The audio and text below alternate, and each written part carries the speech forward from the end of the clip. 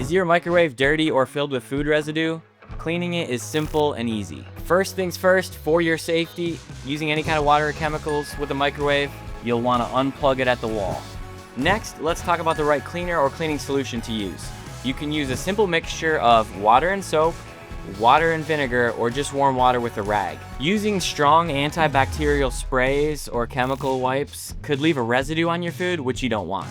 Alright, coming in the microwave, if present, remove the tray and wash that separately in the sink, and then go ahead and scrub the inside of the microwave.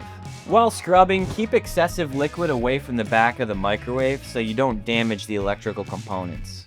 If your food is really stuck in the microwave, another thing you can try is to fill a glass or bowl with 1 cup of water and 1 to 2 tablespoons of vinegar. Then you're going to want to put this in the microwave and run it for around 2 minutes. After that's done, go ahead and scrub your microwave out again. Once your tray is clean and dry, go ahead and put that back in the microwave. Don't forget to plug it back in, and you're ready to rock. If you found this video helpful and your microwave is now squeaky clean, then subscribe to our channel and comment. What other home tip ideas would you like to see next?